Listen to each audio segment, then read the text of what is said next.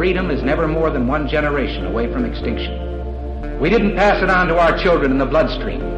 The only way they can inherit the freedom we have known is if we fight for it, protect it, defend it, and then hand it to them with the well-taught lessons of how they in their lifetime must do the same. And if you and I don't do this, then you and I may well spend our sunset years telling our children and our children's children what it once was like in America when men were free.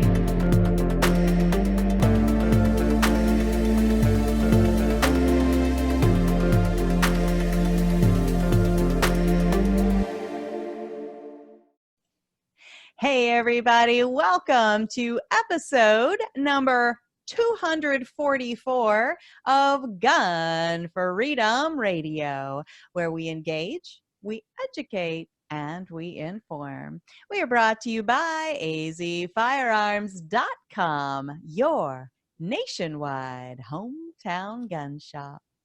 I am one of your hosts, Cheryl Todd. And I'm the other guy, Dan Todd. Our theme today is Walk the Talk America, and we have our special guest today is Michael Sodini. He's the founder of Walk the Talk America, a nonprofit organization dedicated to making positive change in relationship to mental health and firearm awareness. Through organizing a profound team of experts from different fields and all walks of life, unbiased by politics, media, or personal prejudice, WTTA seeks to input opportunities to enhance communication, compassion, calls to action, and education. Awesome. Welcome back to the show, Michael. Thank you for having me, and thank you for giving me the theme. Like Walk the Talk America is a theme now, which is that's great. Absolutely. And that's a great place. That's a great place to start. So what does that mean? You know, it is a theme. It's the name of your organization, but what does that mean? Well, to me, it's special. It means something. It means just do something. Put your differences aside. Let's focus on the things that we can change right now. Let legislation, that battle is going to be there regardless. But if you really care about saving lives and you really care about getting people the help they need when they're in crisis, you should be able to put your prejudice against firearms aside. And so it's a challenge to the firearms community, and it's a challenge to everybody else, right? Even people that are gun neutral. Like, let's look for solutions and work together. And it's working. I mean, we're here year 2 now. And I can't tell you how many committees and governor's challenges and mayor's challenges I'm on. And I'm the only firearms industry person. So I'm pretty proud of that fact. That's incredible. You are walking the talk, putting your money where your mouth is, I think is maybe another way of portraying that. So we've been following WTTA from its infancy. Like the minute I heard about it, I got interested, I got excited, I got energized to think that somebody is having the conversation, about that intersection of firearms and mental health. And it was about a year ago when we last checked in, and I wanted to see what has happened. And we're in a weird season right now where a lot of people are dealing with, the mental health issues brought on by uncertainty and fear and stress and all of that. So just kind of bring us up to speed. Where have you come in the last year or so? Oh, we've come a long way. It's really funny because when I first started the organization, I was really naive. I didn't really understand how, I thought, okay, people that work in mental health have answers. They know how to prevent suicide. They know how to stop mass shooters. They know how to do this, but they don't have the money, right? So my whole thought process was, well, what if the firearms industry could step up, work, and pay for some of that and kind of sponsor it? Well, it was frustrating because they didn't have answers. And I kept getting pushed to suicide prevention, but I was like, listen, I want to do mental health as well. And believe it or not, it's considered 2 different things. Like, our mental health division, like in Nevada, is different than the suicide prevention, coalition that's there. They, although you'd think that they would be totally connected, and they are in many ways, but it's still 2 different things. this forced me finding out that there's just no easy answer to this stuff. You know, even if you come to the table and be like, look, we're willing to figure out some stuff. I had to go look inside the industry and say, well, what can we do as the firearms community, and brainstorm these really radical ideas kind of to push forward. So since the last time we talked, or, God, I talked to you right in the beginning, and the truth of the matter is, I really had no clue what I was doing. Like, it was really funny, but I think the message, right? The message still resonated, right? Let's work, Yeah. let's reach across, let's work with people in mental health and find solutions. Well, 2 years later, I am a completely different person and confident in what we do, because we have not only our own programs and policies and getting invited to these tables that we were never invited to talk. I feel like we've come such a long way. We are working on a few programs that I think are going to be amazing. We're going to, obviously, Cheryl, you came to the first intersection of cultural competence mental health course that we had. It was awesome. Professionals, right? I mean, you were there in the flesh, the inaugural one. We are building off of that to create a network of mental health professionals that actually will work with gun shops that are pro 2A, because they're out there, right? It's just no one's been able to come forward and work with the firearms community. And many times we shut down or shut off from the mental health community because of the narrative that has been created. Mm-hmm. So I'm excited about that. I'm excited about this other program that we have called Kids to Kings. I'm working with Devin Perkins. And this is a new program for us where, let me put it this way. Usually when you talk to somebody in the firearms community and they talk about those 40,000 deaths a year, right? The standard answer is 2/3 of that is suicide. And those people are correct, right? Mm-hmm.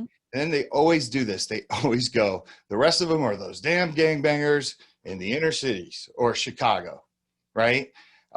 Devin and I came up with a program where we can take the gun community into those underprivileged, underserved communities and work with the youth and teach them. It's kind of like, as Maj Touré's Black Guns Matter is for adults, right? You're going to take that kind of concept and build it around the youth and the trauma and the crisis that, like I said, everyone from those, the inner cities, the underprivileged, the underserved, and pay attention to that, right? And That's start awesome. Young kids. So those are things that we're doing. Obviously, I still have the same programs that I've always had, the cards in the box. We just recently brought on Arms Corps.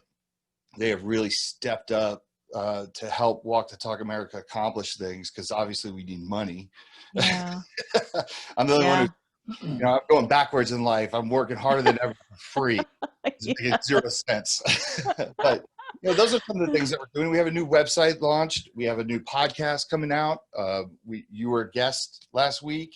I'm really excited about that. There's a lot of neat things that are going on with Walk Talk America. But the most important thing, and I'm going to let you get back to questions, the most important thing is that for once, I really feel, right, because I made it to the White House, I'm making it to all these Governor's Challenge and Mayor's Challenge. I'm working hand in hand with the VA.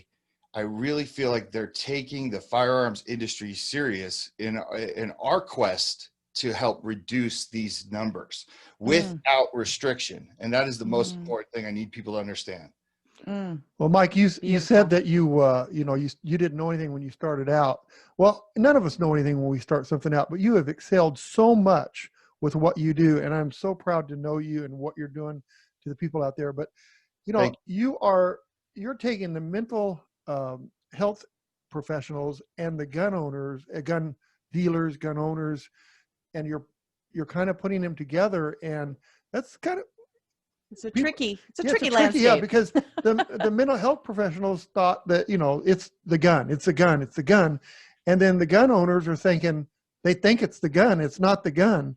And you're getting the people together so that they can have conversations and they can talk and look for the real solution, which is not taking the guns away, but by education and learning the signs of when somebody is in a mental state that is dangerous, right? And so I really, really appreciate what you're doing. I thank you. And thank you guys for always supporting what I've done, even when, I think I was clueless back then. it's really, it's interesting when you think about the firearm, right? We look at the firearm in the 2A community as a symbol of freedom and protection, right? And also, obviously for sport and relaxation, that's stuff that people can't wrap their head around. It's been fun to make, I don't make anybody do anything, but it's been fun to invite mental health professionals and people that work in suicide prevention and reframe the way they look at a firearm. So it doesn't necessarily have to be something that causes devastation in their mind. It could be a gateway for those that are in crisis to get the help they need without fear of consequence. Mm-hmm. It's just reframing it and showing them what we do. You look at a firearm and you go, okay, what comes in that box? If we're all about getting people help early, let's let them take mental health screenings through it that are free and anonymous. Let's connect them through our gun shops to the places where they know they can go and talk to a therapist. And a phrase like this, I went to my gun range today and I fired off 1,000 rounds and I feel so much better because my anxiety is down, or, it just really helped me get through my bad day. That therapist goes, oh, I totally get it. Right? Yes. Right. Yes. That's what I'm going for. And these are all baby steps, but it's just changing the narrative of how people think about this. It's so true. So in the couple of years you've been doing this, can you say if one audience over the other has been maybe a tougher nut to crack? And when I say audience, I mean, so you've got these mental health professionals that maybe they come from a world that they're like, I don't even get why people have guns, and I get nervous if somebody says they have a gun because now maybe I have a liability that I didn't alert somebody, right? So you've got the mental health professionals that you're teaching about gun people, and then you've got the gun people that you're trying to help them understand, look, the mental health professionals aren't your enemy. They're not there, jotting down notes and getting on the speed dial saying, hello, authorities. Someone was in my office with mental health issues and depression, and they had mentioned they had a gun. Please go red flag them and take all their guns. Between those two audiences and their kind of ingrained biases or lack of knowledge about each other, is one harder than the other? Well, first off, I would like to compliment both sides. I wouldn't be here where I am today if I ran into a lot of problems with that, right? So for the most part, I don't run into those problems. When I do run into a problem, it blows me away. Sometimes I'm not ready for it, but I've gotten better at handling it because I'm always like, why don't you see it, right? Yeah. I would say the toughest nut to crack, and once again, when I say this pops up maybe once every 2 months or something, is the staunch 2A, Mm-hmm. you will not take my firearm no matter what. And Mm-hmm. I don't think they stop to understand what I'm doing, right? Mm-hmm. I had a gentleman the other day, and his ability to understand what I was doing is about as strong as my nephew, who's 4-year-old, his handshake, right? I kept saying no without restriction, and he couldn't wrap his head around how someone could get help and not be restricted. And he was angry about that, right? And finally, I just had to quit on it. I mean, there's certain people. You were there the first time I ever received any kind of pushback. I was giving a speech in Washington, D.C., and I think what happens is people hear mental health and firearms and they immediately jump to a conclusion. Right. And that gentleman that was basically talking to me while I was making a speech, Yes. which made me feel like I was going to lose 3,000 people. Yes. That's a prime example of a situation. So it's really, I have more difficulty with the staunch guy who has fed into the narrative that, mental health and suicide prevention bad. Like we can't talk about that because it leads to restriction. Mm-hmm. Well, Mike, I look at it this way. You something needs to be done. Yes. It's not doing it right now. Whatever's happening right now or in the last couple of years hasn't been helping before you came into the picture. So I look at it as this, that if you get the mental health professionals to look at the other side, and you can get the gun people to look at the other side, the mental health side, it starts a conversation. Yeah. Right? So you are the gateway for that conversation. And I'll tell you, I have learned so much from listening to what you said. I mean, just the facts that there's signs out there that one of my relatives or one of my friends that I wasn't aware of before without talking to you and looking at your programs. It brings new light. You don't have to restrict people their rights.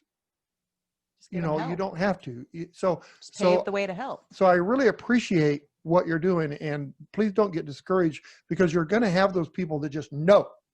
And so, well, when I asked my question, I was thinking of that day standing on the lawn of the Capitol building in Washington, D.C., where you were one of the speakers, and that there was a heckler. He was basically heckling you, right? He wanted to have a conversation in the middle of your speech. And then later, you and I were chatting on the side, and here comes this guy. And I was a little like, I didn't know that it was him. And so I'm like, I'm trying to like hang in there and be supportive with you. But then I was like, I had to go. And the whole thing was so weird. And I felt like he just had a mental block about it, because he's feeling like, look, you're trying to make guns the problem. And that's where he got stuck, I think. And the point is that there are people out there that have painted this picture, not you, have painted this picture that guns are the problem. So if you're saying, all right, maybe to some people there is, here's a solution. That's not all I'm saying, right? But here is a solution. And the other side that's trying to say that if guns are the problem and nobody's doing anything about it, so we need the government to step in and do something about it. And you're like, okay, attacking that narrative, not exclusively, but attacking that narrative, I am doing something about it. So no need for government. I'm your friend. You know? Yeah. So how did you end up navigating with that guy? Did you finally have to just say, I got a plane to catch. I got a wedding to go to. Yeah, we agreed to disagree and actually apologized to me. And for me, it's kind of like I could just throw my hands up and yell back at him or whatever. But he came up and he was like, look, I'm sorry. And I wanted to be like, do you think we're at a comedy club or something? Like, that was really odd, right? I just kind of let it be. I said my piece. I knew he wasn't going to understand. Look, I've armed more Americans than most people. The people like yourselves can actually have this conversation with me because you've armed more Americans than most people. Yes. This is true. 60 to 80,000 firearms a year. Yes. I don't. It's hard to hear it from people that don't do anything. You know? Right. It's like, don't look at me like I'm anti-gun. Don't look at me like I'm part of trying to help people take your guns away. Hear what I'm saying and see that I'm trying to help protect all of that by bringing together this conversation and being this bridge.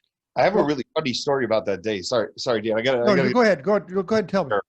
So I go up there and I consider that bombing because I had to jump to a part of my speech that had key buzzwords to get the crowd understanding that I didn't, because I was kind of setting it up, but I had to kind of jump forward and then go backwards and go forward. But Dan Gross, the guy who was, he's changed his stance on firearms. He used to be president of Brady. He was going like, I think not directly after me, but after the next person. So he was standing there and I had been watching him making notes and I tried to give him some pointers and everything like that because he was super nervous because like that name does not really. So I came off stage. I was walking by him and I go, hey, Dan, I've been in this industry for like 20 years. I'm third generation. I've armed more Americans than all those people out there. And I said, and that's how they just treated me. Good luck. And I kept walking. I saw him start scribbling. So, looking back on it now, it's funny. It wasn't then, but yeah, the previous president of the Brady campaign, anti-gun guy, they're going to treat him real good after they just. But he was received well, I think, and people listened. I think this one particular guy just kind of had it in his head that he thought he knew what you were saying. And instead of listening, he jumped way ahead. But yeah, you so didn't bomb, but that is very dislodging when you've got your notes written down and maybe you're trying to be a little extemporaneous and cover everything, and then you've got somebody being that actively rude. But you sailed right on through it. That's yes, right. Like 5 minutes. You get 5 minutes to talk. I know. It's like, wait a minute. Now I'm taking 2 minutes to collect myself. So I look at it this way, Michael. If you could find a way to flick a switch and no more guns were on the street, not a single gun was out there, that mental health wouldn't solve it. Okay, right. It's not the gun. So if they can't do that with a gun, then they're going to do it with pills. They're going to do it with a car. They're going to do it a knife. However, they're going. So taking the gun tool away is not a fix. It's the person needs to be fixed. The person, as family members and friends, you need to recognize the signs, and you need to help that person. You can't just take away the tools. That won't solve it. Right? Right. Well, people need to understand this. The firearm is the most effective way when you consider time and being right there, right? Like I have a quick access safe right there. Okay. A train is probably more effective than a firearm, or maybe jumping off a really tall bridge like the Golden Gate Bridge, but you can still live through that too. Kevin Hines, the Kevin Hines story proved that. Yeah. My whole thing is I embrace how dangerous the firearm is. When I'm in meetings, I think that's one of the reasons why it resonates with some of the mental health people, because we have this tendency to try to do that, what you just did, right? Which is not wrong. Because I don't think if I don't exist, or Walk Talk doesn't exist, or socially conscious 2A people don't exist, and firearms disappeared, we're not going to end suicide, right? Like, I'm not saying we're going to bring suicide down. What I'm trying to do is get the number of suicides by firearm down and get people the help they need without losing their rights. So I kind of embrace that. Like, yes, the gun, it's a problem right now, right? It's always a problem when someone is suicidal, but you're right. It's going to force people to go to other ways if you magically made firearms disappear, right? Because that's a problem. But let's make the firearm a place where you can go, you know what? Oh, this is cool. Here's a local place down here, or here's a free and anonymous screening that I could take just to see where I'm at. Let's talk about it. Even if they never use something in the box that kind of addresses this, at least it's getting the conversation going. Mm-hmm. Right. And I don't mean it that way. I guess what I'm trying to say is that if we help the firearm industry helps, then it will solve some of the problems. Even the person that buys a gun that wasn't going to use a gun to commit suicide, maybe was going to use a car or pills or whatever. By having the knowledge that, as we contribute, the firearm industry contributes, then it helps the whole industry, helps everything, right? Right. And I didn't think you meant it in any other way than that. So I just wanted to be clear about that. I think here's what I'm ultimately trying to do. I'm trying to get the firearms industry where the alcohol industry is with DUIs. And I think we can get there. Mm-hmm. Nobody blames Johnny Walker or Budweiser when somebody is irresponsible, gets behind the wheel and kills somebody, right? They don't focus their energy there. And I feel like they did that. They got there by offering solutions to problems. They started developing programs. They started doing things. And I think we can get there with firearms. I really do. I think we can get it back to the way it used to be back in the day, where it was safety and you respected the 2A community and you respected firearms ownership. I mean, hell, like a lot of people had firearms in their high school, right? Like it was a thing. I think we can get there. I do. I think that there's a way that we can all work together, because here's the deal.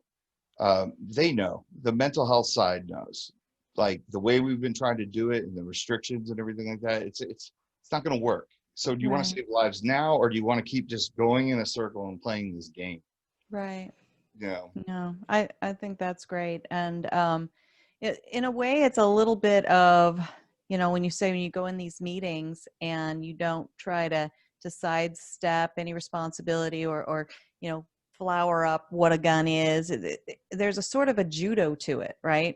So it's like, yes, guns are dangerous. They're built to be dangerous. So then therefore, how do we maneuver around them, right? How do we empower people with knowledge? How, yes, people do have depression and mental health and difficulties in their lives. So how do we maneuver around it and then bring those two worlds together? In a little way, it's surprising that it's taken us until you started in 2018, 2017? 2018. To have the conversation, to begin this process. But, thank God we're having it now, and that you are moving into these circles and educating both sides. There's an education piece for the people that have gun stores like we do, and the counter salespeople, maybe some signs and things they can look for, and then also offer this just one sheet of information, just kind of, hey, keep this with your gun. And, it just says, hey, if you're not feeling your best today, here's a suicide prevention hotline, whatever. Just very passive, very non-judgmental. And then you've got the mental health community over here, and you're helping them understand, what this culture is about and why people would want to have guns, and the fact that they're a little afraid to let you know they have a gun. And so how can you fully help them if they're withholding information from you because they're afraid of the power that you wield? So it's incredible that you've thought that through and brought those worlds together. Thank you. I appreciate that. And I just want to say something about some of the people that are putting the I know you guys have the pamphlet in the store, the insert that has the free anonymous, screenings, but I didn't get any pushback when I approached Arms Corps or High Point, or, even the manufacturers that I used to work with at Eagle that let me put it in the box. I had to run that by them. So, it's really interesting. If you provide a solution that makes sense, free and anonymous mental health screenings, a lot of the manufacturers surprisingly were like, this is a great idea. Right. And who would have ever thought, like, all you had to do is ask. I know. And I get it. Like Mental Health America, right, who's the engine behind that, they're never going to walk into the SHOT Show and be like, hey, you should put this in your box, right? But it was, me working with them, I was able to do it, be the first one to put it out there. And then, everybody started falling in line when they realized, like, this is actually a good thing. Not only does it make our industry look good, but it actually helps people. I mean, and it's free and anonymous. So I don't have the, it's funny because people always ask me, well, where's the data that backs this up? And I'm like, well, go to Mental Health America and ask them about their data, right? Mm-hmm. I never let data get in the way of possibly saving someone's life or making it better, right? So, but it's there. I mean, I've had people reach out and they were like, I had somebody reach out yesterday and they actually wanted to send a resume into Walk Talk America. I haven't had the heart to tell them that everybody's doing this for free right now, but he said that he took some instructor courses from some instructors on firearms, and whoever the instructor was passing the card out, which is cool. And he said that the card, he took it home, and it had a profound effect on him about like his thought process about this whole thing. So he was super interested, and he did deep dive into Walk Talk America, and so much that he was like, I want to help. But that's what we got to get to. I really like walking into a room or walking into a challenge, like a mayor's challenge or a governor's challenge, and actually not talking about the same things over and over again. Like, we need to work on our messaging. We need to do this. It's like, well, here's what I'm doing, and this is pretty cool. And they're like, oh my God, right? Because I get it. They can't just walk into our community and just say like, I have an idea. It's far out of the box for them. Yeah. So Mike, I've seen the card, we put them in our boxes at the gun shop, but so could you walk through what a person that buys a gun, gets that card, what they can do with that card?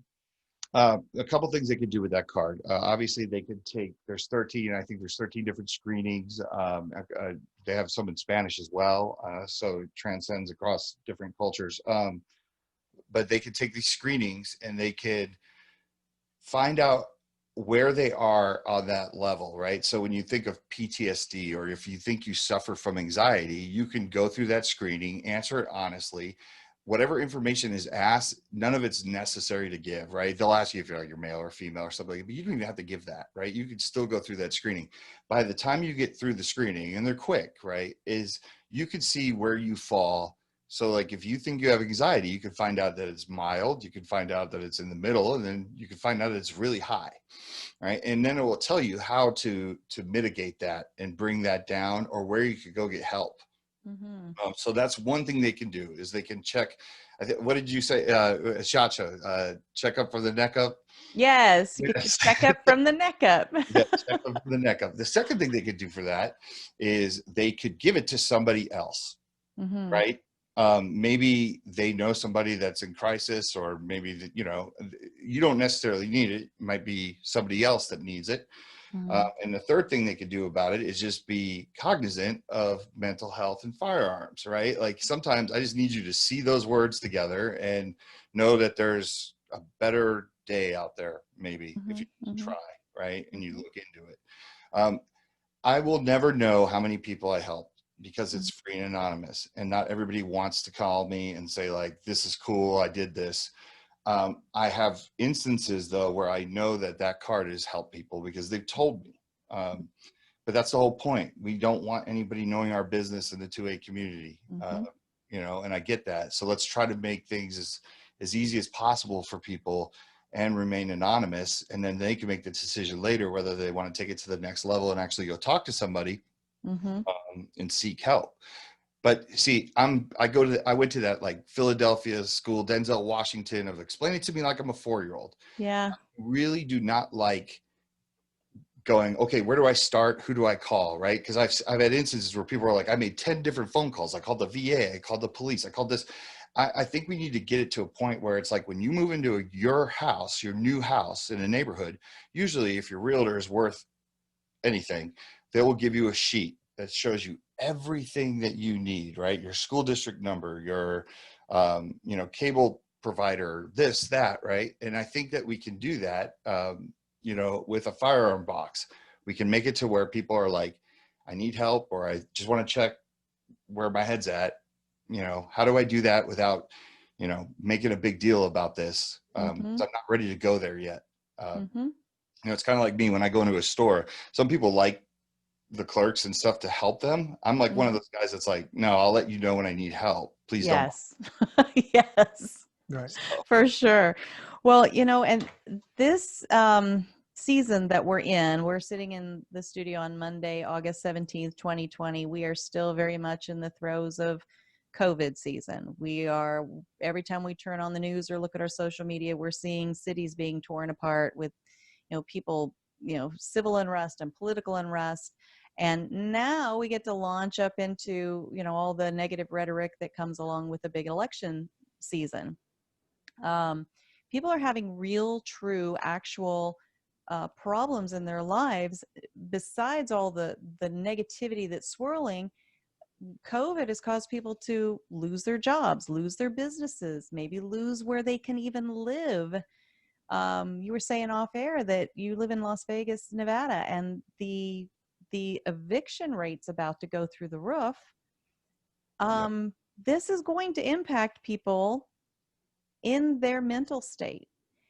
So I think that the need for what you're doing and the free and anonymous tools for people to get an assessment are more important than we could have ever even anticipated, as much as they were even needed when you started this a few years ago.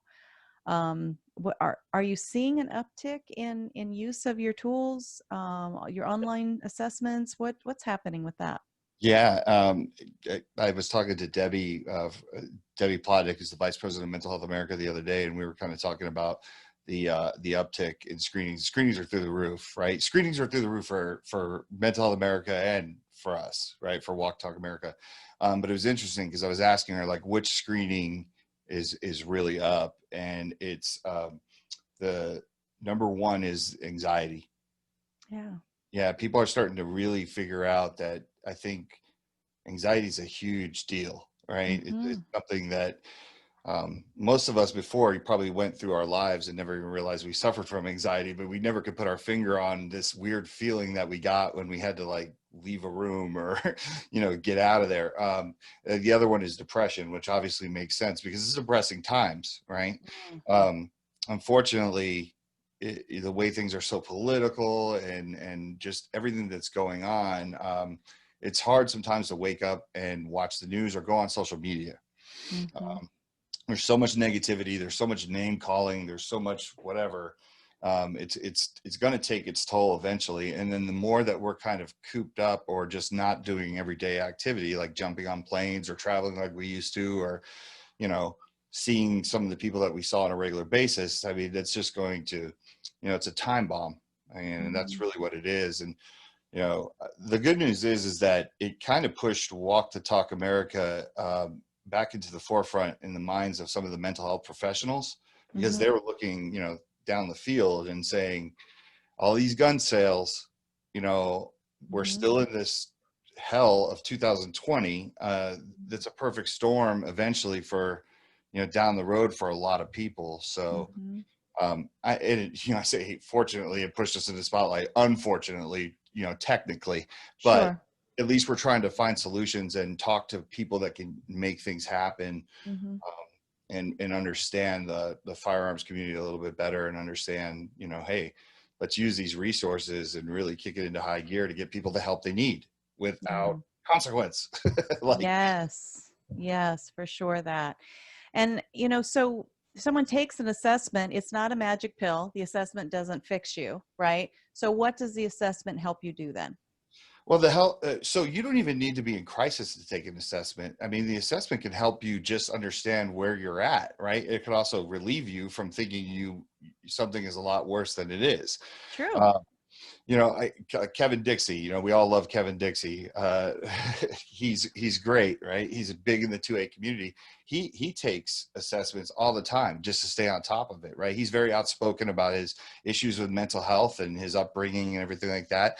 He's a prime example, because if anyone knows Kevin, I mean, Kevin is one of the most together people. He never seems like there's a problem. He's very, he's always in a good mood and everything, but he'll be the first one to tell you, you don't have to be in crisis to get checked out. So, the thing is that I think people need to understand that, look, you don't have to go get help if you take this thing and you don't like it, but just be aware of where you're at. Right. I had a family member one time contact me, and, she put herself in therapy after she took one of those.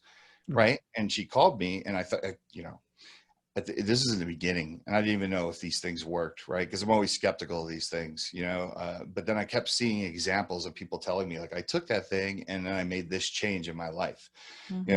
She took it to a level where she made the change to actually go speak to somebody because she didn't like the outcome of that. And this could be the same thing, so. Well, by taking that assessment too, can it help you like recognize other signs of other people in your family, and if there might be a reason to interfere with that or help with that? No, see, and Dan, that's a great point, right? Like, that's a great point. There's nothing wrong with learning about, how to spot things through trial and error of what you're looking at, right? You may take that assessment and be like, this doesn't really sound like me, but damn, this sounds like my cousin, right? Or this sounds like a nephew. So I think you're right. I mean, you're always learning, right? Like, that way you're always learning. So that's a great point. I'm going to use that one. Thank you.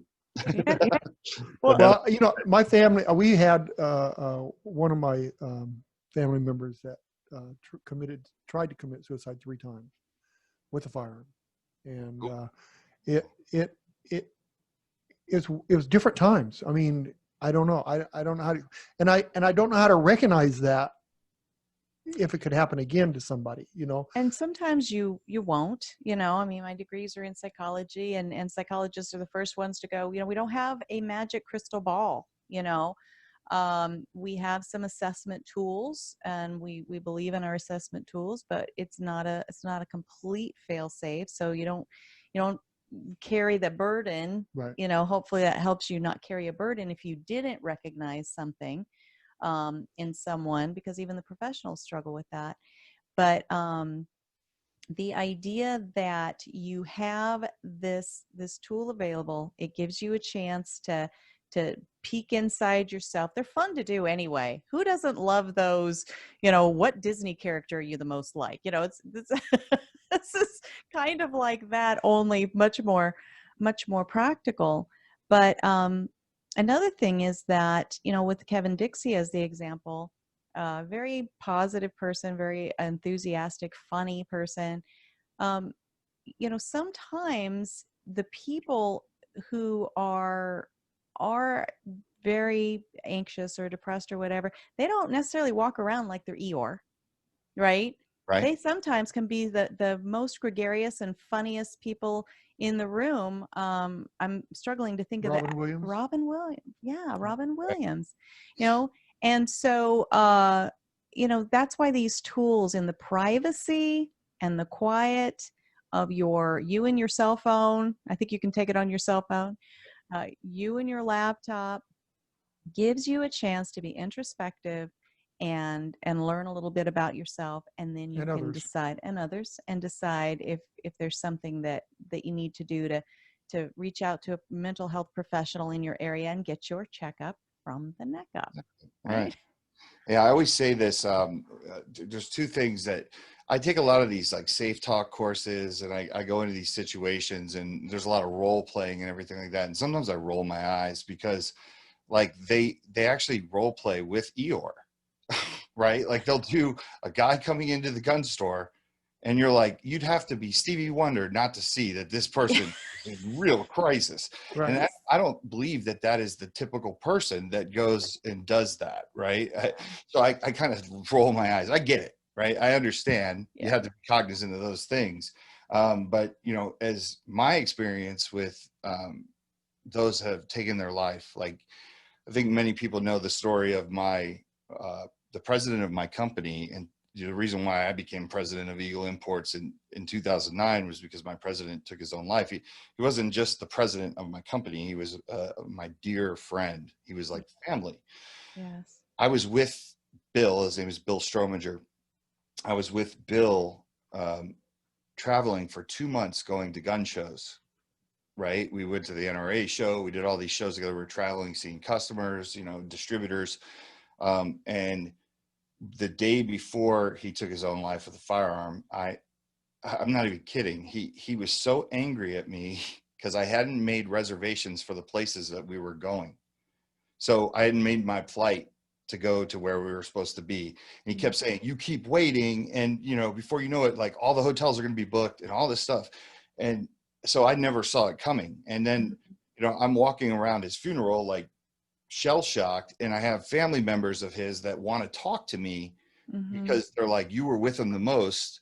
They wanted some kind of answer, right? And so I look back on that time and I'm like, he didn't even give me a thing. Right. So he's mad that you weren't planning, which tells me that he was worried about the plan, which is the future thinking. So how could you have possibly thought that he wasn't thinking about the future? Right. So it's not that, I'm very respectful to gun store owners, people like yourself, and also your employees, because as someone who's in this, I can honestly say that you can't see, there's no minority report. You can't see into the future. Yeah. If someone says, I just want to buy one bullet, okay, red flag right there. Like I get it, right? But if someone is acting completely normal and they're not like, I'm really depressed lately, like you have other things to worry about. You got straw purchases to worry about. You got to be people's bartender in there. And when I say bartender, I'm meaning like people like to sit in firearm shops for hours and just look at guns, right? And talk politics, talk family, talk. Right. Yeah. So, that's the reason why I wanted to make this. Remember, I go back to the Denzel Washington explained to me like a 4-year-old. I want to make it as easy as possible for the people behind the counters, which has a high turnover rate anyways. You don't have to necessarily be so attuned, where you're trying to talk to customers about mental health, but maybe you hand them the card. Hey, also, if you're ever in crisis, check this out. This is pretty cool. And, let me sell you a safe and congratulations on your purchase. Welcome to the community. Like that type of deal. It's not so black and white where you could just spot things. Yeah. Well, we have turned down sales before and told people, you come back a couple of days from now because they're either nervous or they look depressed. I mean, you can't always tell what a person is, but so we do look for the signs. But I have to tell you, back in the 79 or so, I had a gun shop, and a guy walked in the store. He bought a Smith & Wesson 44 Magnum in the wood box presentation. I think it was a 44, and he bought targets and headphones, and fine, everything's cool. He bought headphones and everything, right? Earplugs. And so a couple days later, a detective came in, and the guy went out to the desert, set the target up. Okay, the first round of the gun was his head. Put his earphones Put on, his everything. Headphones, everything. Yeah. And so how do you know? I mean, you can't. It's like you said, you don't have a crystal ball. Right. And it's a terrible thing. It still upsets me so much. And it's it's 79. Yeah. But we do the best we can to recognize, and the card might help somebody that we can't recognize, that when they see the card, they recognize it. Right. And so he's that's out the key. at the range. He sets up his target. He opens that box. What is this paper? Right. It could have been the thing. Right. Could have been the thing. Yeah. So. Yeah, it's nice to think that the gun industry too can care about you, right? Like, you're not just buying a gun. We're not just taking your money. We want you to be responsible. You're part of us now. Yeah. Like, we want to push you in the right direction for help. It's a beautiful thing, For sure. I don't know of any business that's harder than a firearms business, because, we want to be good to the community. We want to do the right things. We want people to have the right to, if they want to have a firearm, to protect themselves, to enjoy, to collect, to whatever.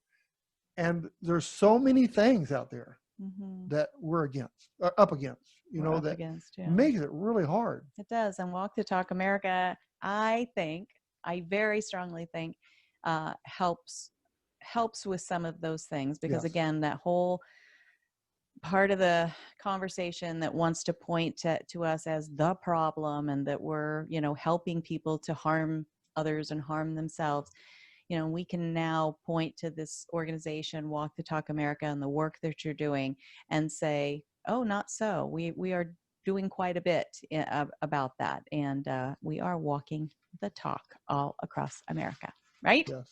Yeah, 100%. And you guys have been amazing. And I know so leave Walk to Talk America out of it. The work you guys do outside of that, bringing in Maj, doing the things you do. I mean, you guys are amazing as well. I wish every gun store would kind of take a cue from you guys, because you've been beautiful about it.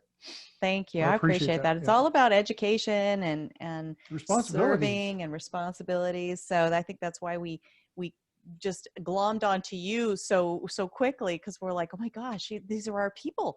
Michael's our people. He gets it, and he's trying to, really stretch. I mean, thinking out of the box is such a phrase that gets overused, but stretch our influence and stretch our ability to serve in such a new way. That's amazing. Yeah, if anyone sees Mike at the SHOT Show, reach over and shake his hand, and you'll feel it. Yeah. You'll feel the care, the what he's trying to do. Absolutely. I agree with that.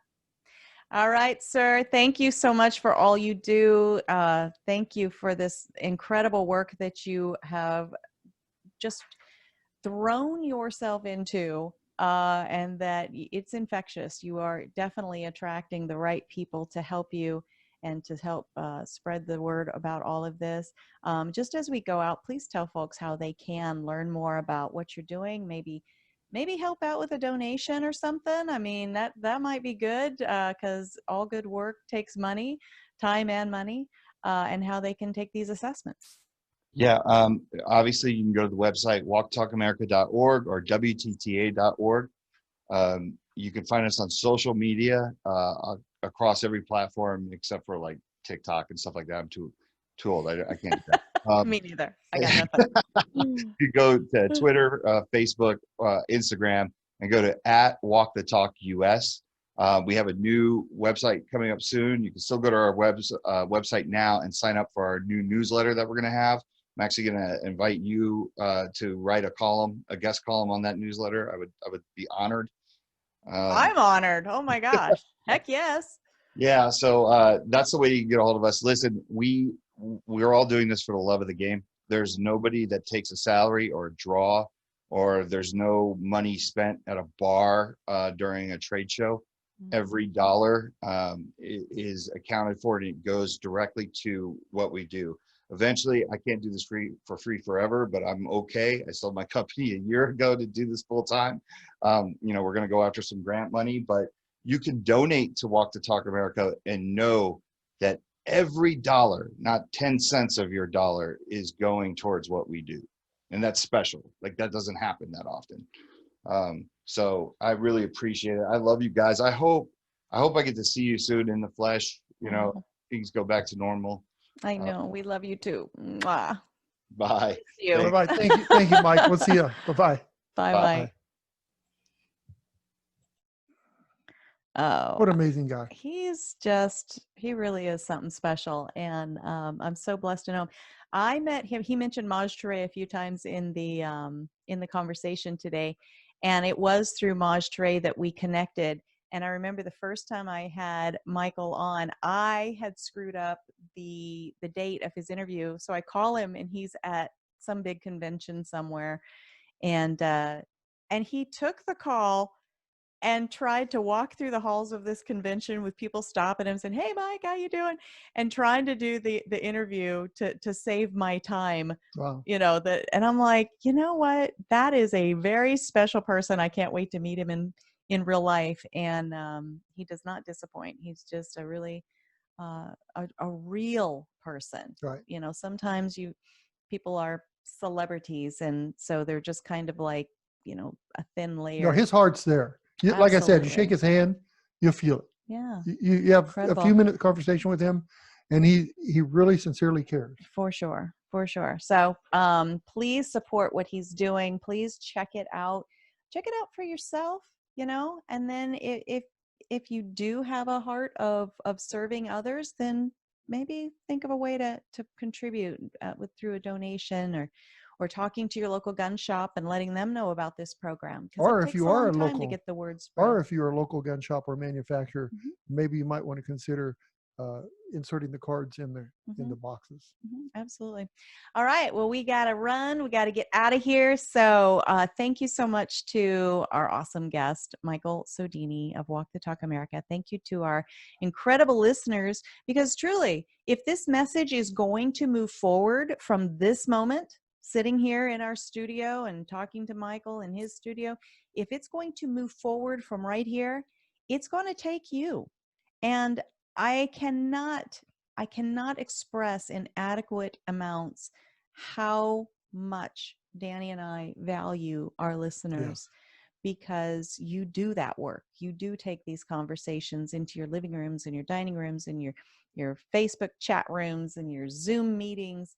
And that helps the conversation keep moving to the people that really need to hear it. And we're here because we want to make a difference. And we figure that if you listen to us, you might use some of that to help make a difference. Absolutely. And then it just spreads on. Right. And then we hear you through the, various things that people will message us through Facebook, because of course we're on all the platforms, the Instagram, the Facebook. People will message and they'll ask a question about, that guest, they said this, but I was wondering that. Or, hey, have you thought about having this person on as a guest? Because look at this cool topic. So in that way, it really is a conversation, and it's awesome. So thank you so much for all that you do, whether you're watching us on YouTube, on GunStreamer, on the smartphone app called OpsLens, or whether you are going to our website, GunFreedomRadio.com, and clicking on the On-Demand tab so that you can binge listens to your heart content. See, he sounded exactly like me when he said that, right? You can also click the guest tabs and see bios and photos and links to all the guests we've ever had on. It's an incredible resource. It's unbelievable to think about how many people that we have on our guest tab. We're so blessed. Oh, yes. People keep saying yes to me. I ask them to come on and have a conversation. They say yes. I'm like, okay. Fantastic. It is. And, it's packed. There's people there that can help. Yeah. There's, just it's amazing. Wonderful. Experts in their field. All right. And until next time, pray for our nation. Yes, please pray for our nation. We And you know all what? need prayer. Centrally locate some of those cities too and pray for them. Okay. And how about praying for our leaders? Yes, pray for our lead. Pray for most of our leaders. Yes, pray for our lead. No, pray for all of our leaders, Dan. All of them, Dan? All of our leaders. We'll pray for all of the leaders. How about leaders. the ones, even the ones you don't like? There's no leaders that I don't like. I've already told you that. Because you think but they still. They don't lead, Cheryl. Especially the ones you don't like. When you're royalty, you do not lead. Right? Yeah. All right. That's I'm another so sorry. discussion for another day. It's probably getting old to all you, but the fact is there are leaders and that's my word is royalists. Royalists. You know what? If everybody was getting tired of it, maybe they'd stop electing these ones that you're talking about. Maybe. They're elected? How is that? And they are. You're telling me that the governor of California was elected? Hired with our votes. How could that possibly be? He's not being a leader. He's being a. I don't have enough time for that. Is that another country? Isn't that a different country? How come we have to cross a border when we go there? How come we have to go through a border? That's another country, Cheryl. Be good to each other. That's another country. Have a great week. Run by a royalist. And God bless. Bye-bye. Thank you.